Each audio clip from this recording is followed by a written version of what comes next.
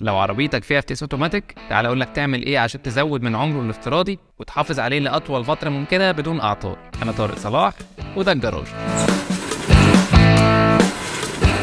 اولا، الفتيس الاوتوماتيك ما بيحبش القرص على الفاضي وعلى المليان، بيزعل ويتقمص وهيقفش عليك ويزعل جيبك. ما تقضيهاش كيك داون كل شويه، الكيك داون ده خليه لوقت الطوارئ بس. تاني حاجه، حاول على قد ما تقدر ما تقرصش على العربيه وانت في مطلع، لان ده بيحمل جدا على تروس الفتيس وبيحمل كمان على الموتور. تالت حاجه، لو انت مسافر مسافه طويله وقارص على العربيه طول المسافه، حاول دايما ما تثبتش سرعتك على السرعه العاليه دي، وبين كل وقت والتاني تحاول تنزل شويه لسرعه 100 او 120 عشان تريح العربيه شويه. وكمان لو زيت الفتيس سخن شويه يبدا يهدى، ويفضل يعني تقف كل ساعة أو كل ساعتين 5 أو 10 دقايق، ده هيخلي العربية تعرف تاخد نفسها، والزيت كمان درجة حرارته تقل شوية. رابع حاجة، لما تيجي تنقل العربية ما بين الدي والآر لازم تتأكد إن العربية وقفت تماما، يعني ما تنقلش العربية من الدي للآر بسرعة، لازم تجيبها على الان وتتاكد ان هي وقفت وبعد كده تديها الار او العكس، لان انت لو عملت كده ده بيأثر على تروس الفتيس وبيخليها تحتك جامد ببعض وبتنزل رايش، والرايش ده بينزل في الزيت وفي الفلتر ويسد لك البلوف، وانت ما بتغيرش زيت.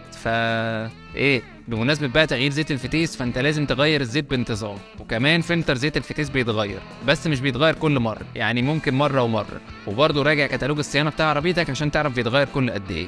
ويفضل كمان لما تيجي تحط زيت فتيس تحط الزيت الاصلي بتاع العربية وما تحطش اي ماركة تانية، ولو اضطريت تحط زيت فتيس من ماركة تانية لازم تتأكد ان الزيت ده عليه مواصفة العربية زي ما قلنا قبل كده. وخلي بالك كمان ان الزيت ده غالبا هيمشي اقل من الزيت الاصلي بتاع العربية. وزيت الفتيس الاوتوماتيك العادي بيتغير بمعدل كل 50,000 كيلو، او على حسب طبعا كتالوج الصيانة بتاع عربيتك.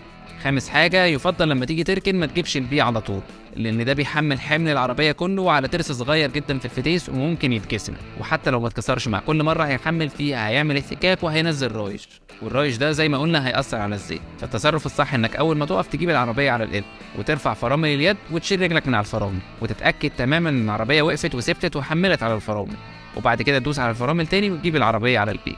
كده انت خليت العربيه تحمل على فرامل اليد وما تحملش على الترس الصغير بتاع الفتيس. اخر حاجه بقى، لو ما غيرتش زيت الفتيس بقالك فتره كبيره وعايز تغيره بس محتار، اللي يقول لك غير واللي يقول لك ما تغيرش واللي يقول لك غير كيلو في كيلو واللي يقول لك نزل الزيت وما تخاف واللي يقول لك اعمل دوره غسيل، انا هجيب لك الخلاصه في الفيديوهات الجايه. ما تنساش بقى اللايك والشير والفولو، ولو انت على اليوتيوب ما تنساش تعمل لايك وسبسكرايب وتفعل زر الجرس.